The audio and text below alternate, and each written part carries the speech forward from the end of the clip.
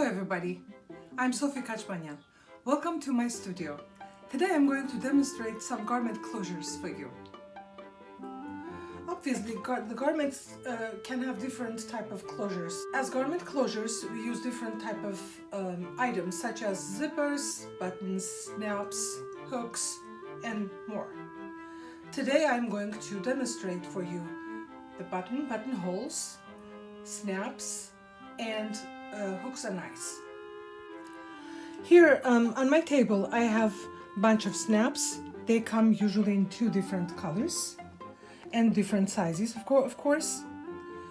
I have some hooks and eyes, and actually I have big ones also. Of course, once you learn how to stitch regular hooks and eyes, this type of sophisticated ones would be easy to stitch. I have a bunch of buttons also. You are going to need your scissors, your small scissors, your seam rippers, your sewing threads, some needles, and some rulers, measuring tape, and you're ready to sew these items that I mentioned. Buttons come in different shapes and forms with different number of holes. This is a regular button, plastic button. This is another plastic button with two holes. And then we have some shell buttons. As you can see, this one also has two holes. It's a novelty button. And then we have, let's say, embroidery covered button, self-covered button, also covered with a fashion fabric, and it has a shank. And here, this button also is with a shank, but the shank is different. The holes are here. And buttons can be made out of metals, different metals. This is mother of pearl. As these ones are mother of pearl buttons. They can be like bead shape, again with a shank. And finally, I have a coconut button with two huge holes. On this man's shirt, we see that there is button closure, button with buttonholes. And as you notice, the buttons are placed on the right side of the shirt if someone is wearing it, and the buttonholes are on the left side. Usually, this is a mannish way of placing the buttons. For women's garments, the buttons will be on the opposite side, will be on the left side, and the buttonholes will be on the right side. In order for us to close the button, you see the button is placed about ½ an inch away from the edge of the fabric. The buttonhole also follows that direction. And please note that for small buttons, the buttonholes will go on vertical direction. When the garment is buttoned, you can see some fabric on the edges left. So the button is not sitting at the edge of the fabric, but a little bit away from it. I'm going to mimic this situation with two pieces of muslin to be able to teach you how to stitch the buttons, snaps, and hooks and eyes in their places. I'm going to mimic the situation that you saw, the structure that you saw on the shirt, on two different pieces of muslin in order to be able to teach you these treatments such as button and buttonhole, hooks and eyes, and snaps. Okay, so I have two pieces of muslin, 9 inches long on the grain, 9 inches long, and 6.5 or 7 inches wide, whichever way you want to. So what I need to do is I am going to fold 1/4 inch on the edge of the fabric and press, and then fold 1 inch and press. So this will represent one side of my shirt. I'm going to stitch it in a second, of course, but I'm pressing so I stitch it straight, and the other side also is already pressed. So this will be the call any way you want to, one side of my shirt, and the other side is going to be the other side. So then I'm going to be placing them on top of each other, where I can stitch my buttonhole here and the button underneath, and then the snaps and hooks and eyes in here. So again, the fabric dimensions are 9 and 6.5 or 7 inches. I have pinned my pieces into place, so when I stitch, my fold doesn't twist. And we're going to stitch this into place on the edge of the fabric.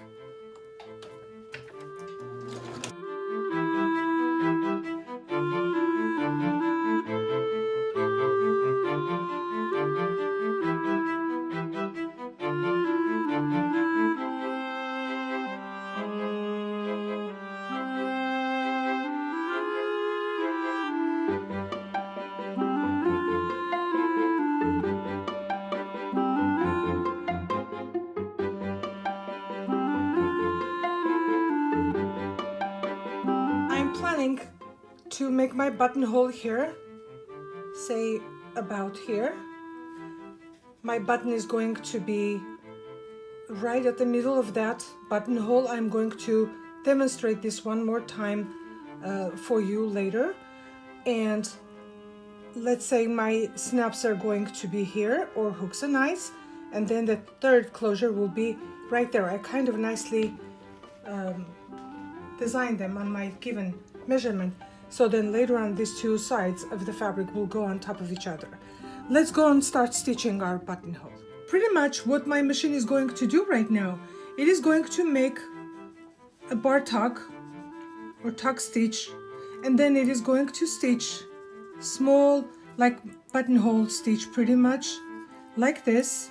It will stitch, come right to the other end, make another bar tuck, and then go back from the opposite side like this. So that will be your buttonhole opening. Okay, so it's going to look like this when I'm done. So it starts from here, comes down, and then goes back and finishes. First, I'm going to demonstrate how to stitch a buttonhole on your machine. For instance, I have this Singer machine. It's not a new model, but I love the machine because it gives me nice and beautiful single needle and zigzag and a couple of other stitches. The buttonhole treatment though on this machine is not perfect. Most probably if you have a new Singer or new other model, their parts are different and they work more fluently than this one. But I'm going to demonstrate on this one, and then you will figure out on your own machine. Obviously, you understand that the steps are going to be slightly different on your machine, or the settings will be different. You most probably all have the books, your machine books. You can go to the buttonhole section and you can read carefully what to do and how to put the settings on it. So once you understand one machine pretty much, you can read and understand the other ones. Let's look at my machine first. Now the first setting that we need to do is we need to take off the regular presser foot, and we're going to put the buttonhole foot in. I would like to see mine. When I said mine is an old model, that means the buttonhole measurement little part is missing from here. Usually new machines have little part that you can slide out from the back right here, where you can put your button that is going to be measured automatically and give you the buttonhole measurement. Mine, on my machine, it's different, but all of you will have something like this, some sort of attachment like that. So once you took off your presser foot, you're going to lift up the presser foot holder, and then you're going to place your buttonhole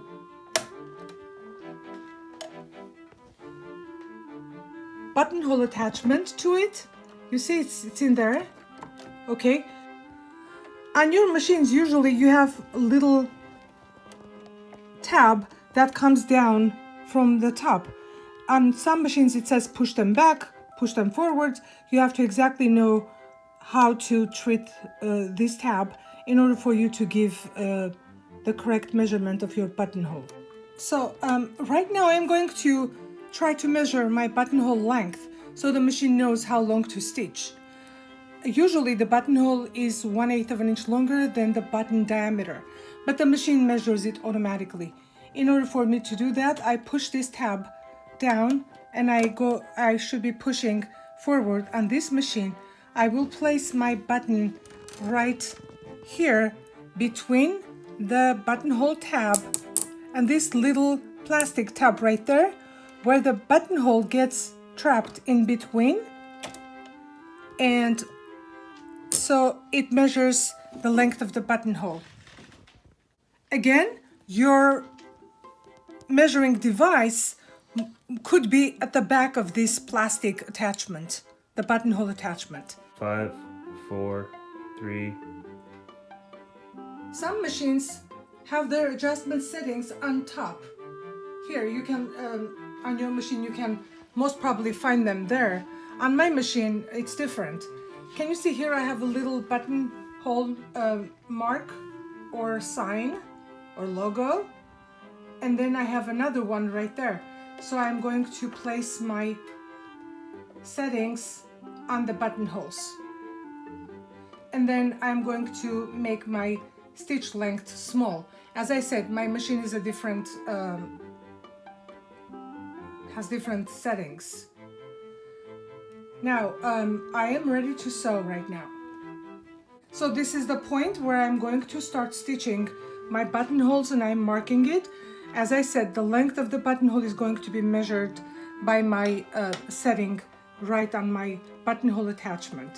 So I am going to place my fabric with that mark matching to my needle right at the top, and I'm going to start from here.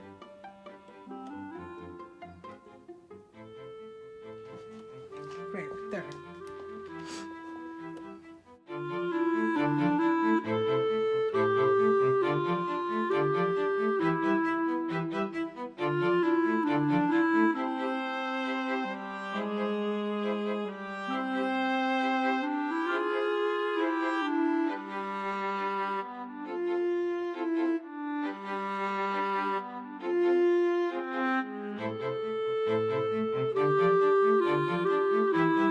As you can see, these buttonholes all have different width and different lengths.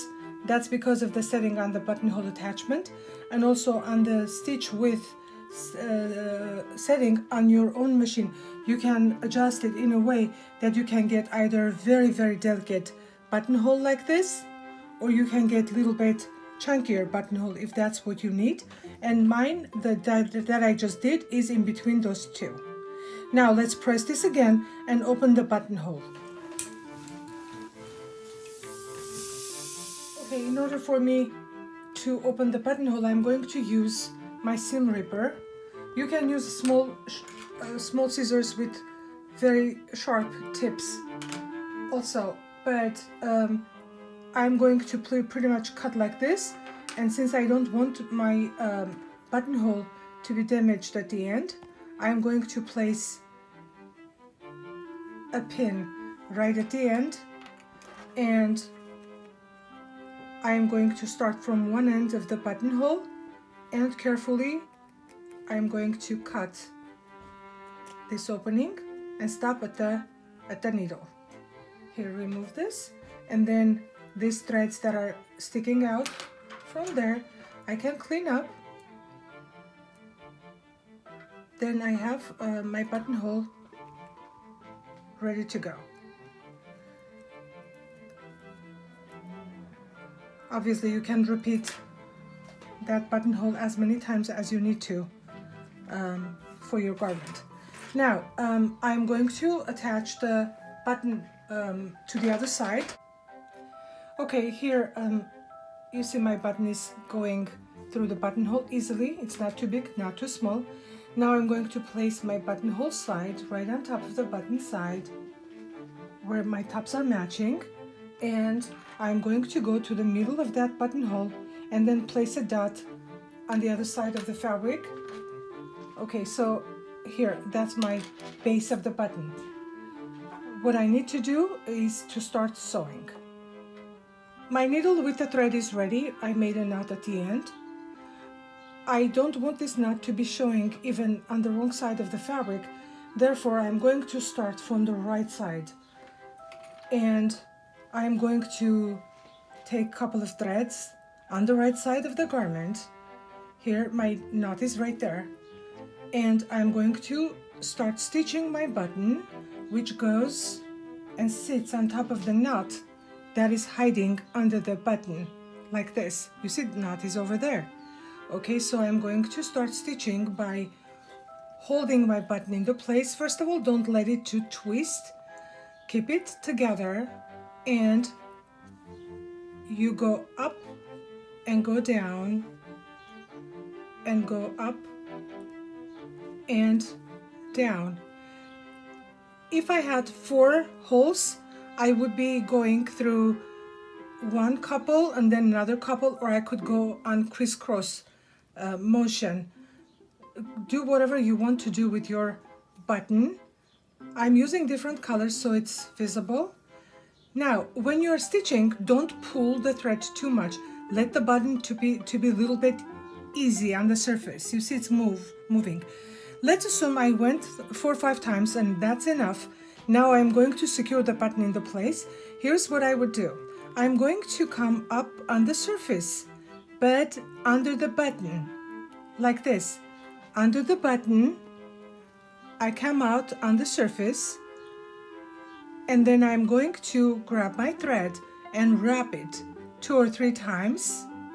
So I'm creating little neck underneath, so when I button up the other side, the fabric goes under my button so my button doesn't pull and create a dent. So here, I am going to secure my button into place by stitching and holding the loop, going through the loop, secure one more time, stitch, pass through the loop, and stop. So that is going to be your button. As you can see, I also cut a little bit away from the knot so it doesn't unravel easily. So my button is in the place. All I have to do is just button up. Here you have your button and buttonhole. When I stitch my snaps, doesn't matter it's a male side or the female side, what am I going to do is I'm going to stitch a couple of times here, pass underneath, stitch a few times, again pass underneath, and here, and pass, and here, and put the thread underneath and cut. Next that I'm going to stitch on my sampler would be my snaps. I kind of decided that my snap is going to be a little bit away from my buttons, somewhere in here.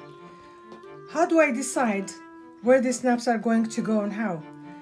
I'm suggesting you to go through the fabric like this and little bit stretch the fabric just a bit so you can see where the needle hit the fabric. Let's say it was right there. So I can double check to see my dots are matching. Or you can simply fold it like this and put a mark on both sides of the fabric. So that's where my snaps are going to be. Usually they take the female side of the snap and place it where usually the button will go, meaning on the bottom piece. You just place it right at the center. 5, 4, 3. Starting to stitch. So I'm going to grab a couple of threads at the base, at the dot, and take my female side of the snapper, snap, and I am going to keep it right at the dot. Then I am going to be stitching through the hole a couple of times. Now I am going to pass to the next hole. So from underneath, carefully I pass to the other hole and I come out of the surface of the fabric as close as possible to the snap so it doesn't make big huge thread marks on my fabric.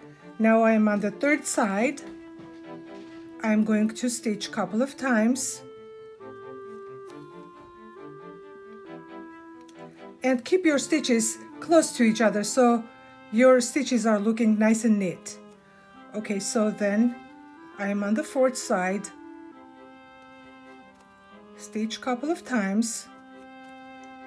Now you can knot here at the stitch like this and pass the needle with the thread underneath the snap like this and cut.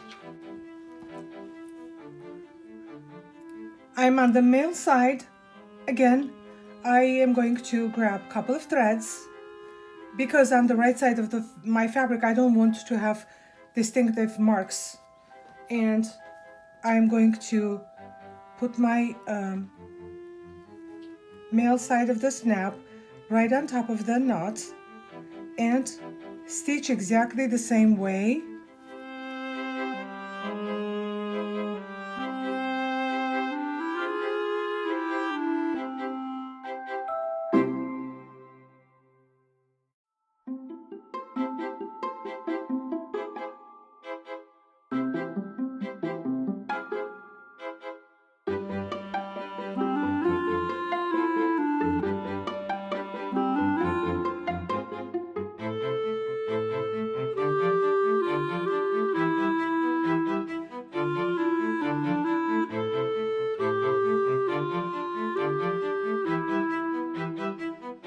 Okay, so on my last stitch, I pass through the stitch on the fabric and go through the loop, again secure it into place, and then you can pass through the fabric and under the snap, and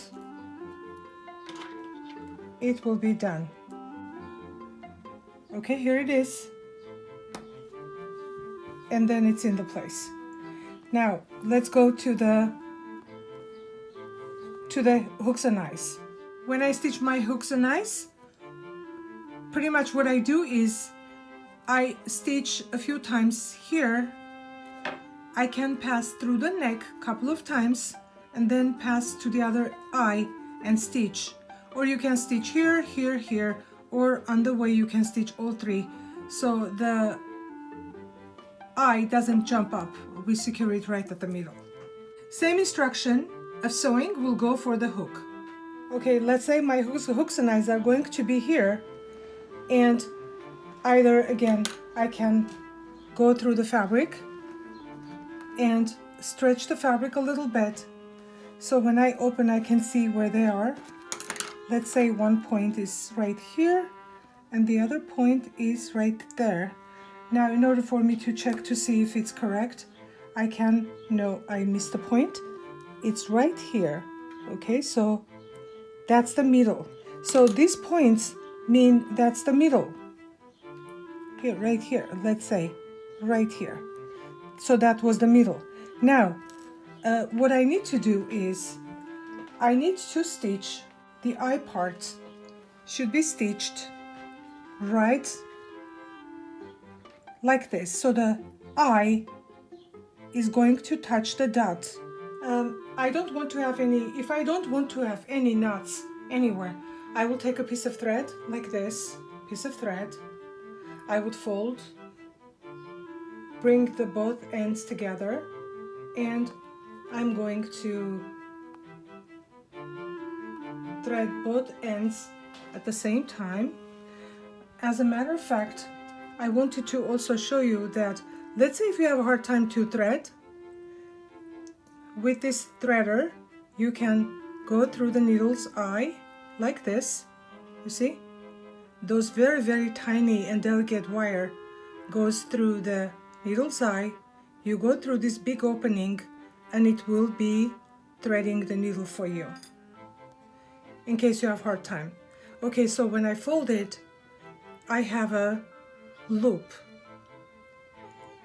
So when I place my eye right on the fabric, I ask you to put this curvy part of the eye right matching the dot right here, and I am going to start stitching.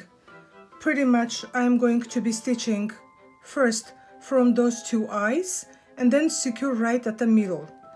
Therefore, I'm going to hold my eye right here like this, okay? And then I'm going to stitch, pass through the loop, stitch here a couple of times.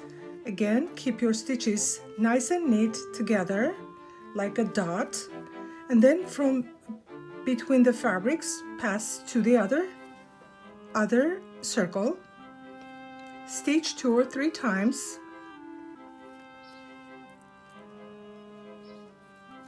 and then from here I am going to pass through the neck of the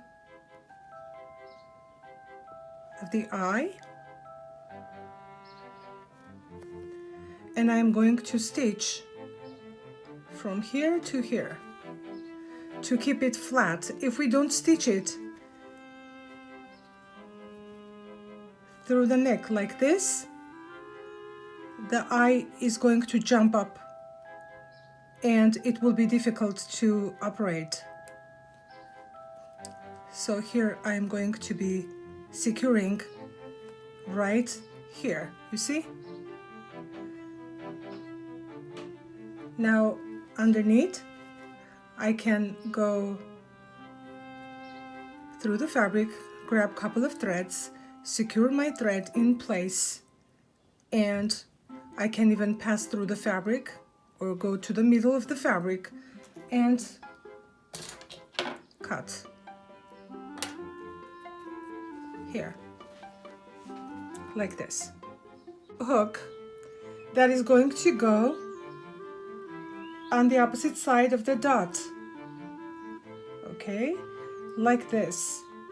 I'm going to be, you see, that's the dot, so the eye was on the other side of the dot and the hook is on the opposite side of the dot, and my intention is to stitch through the eyes, through the circles, and through the middle.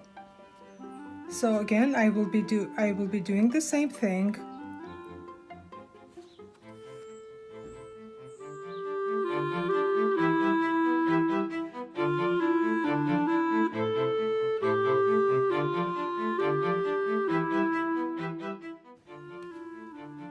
You even can stitch at the neck while you are moving to the other circle like this. Okay, so then from here we're going to stitch the other circle.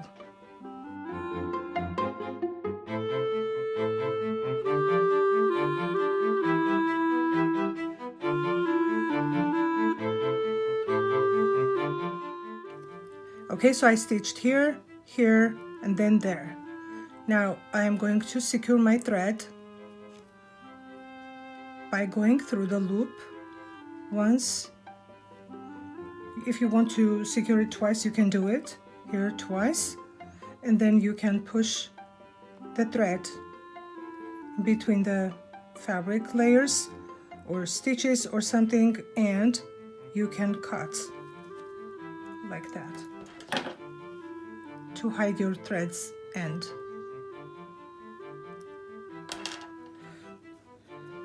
Okay, so now let's hook an eye, goes like this, and you see?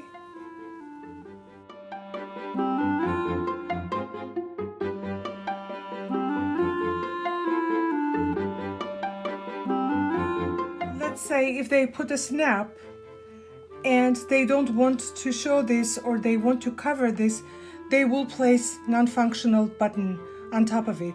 Let's say a little bead button with a shank. If I want to do that, let's say if you have that kind of button, you can stitch, or you can stitch a nice pretty little lacy flower on it, or whatever you want to. You can decorate just the way you want to.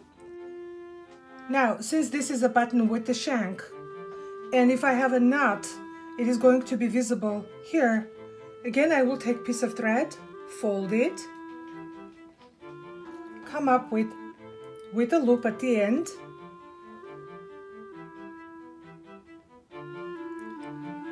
Here's my loop. I'm going to stitch that button right on top of my snap so it's not visible on the right side. The snap bump is not visible on the right side. Here's my shanked button. It's very simple. I simply go through the shank of the button like this, okay? So I am going to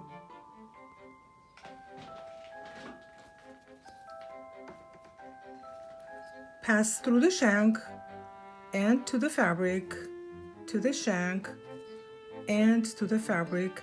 Stitch as many times you think is necessary to keep your button safe and secure so you don't lose it easily.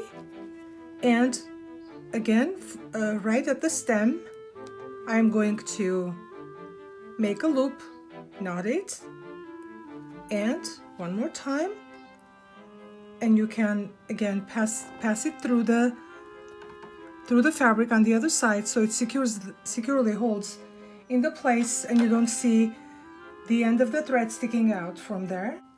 And cut the thread, you see, like that. Now, so when you put this on the snap, it will be a nice decorative button, unlike my button and hole that I stitched here on top. It's kind of like, you know, it's nice and clean sitting on top of the snap. You can put that on your hooks and eyes too. So dear fashionistas, this will conclude my demonstration for you on these garment closures that we learned today. See you next time. My name is Sofi Khachmanyan.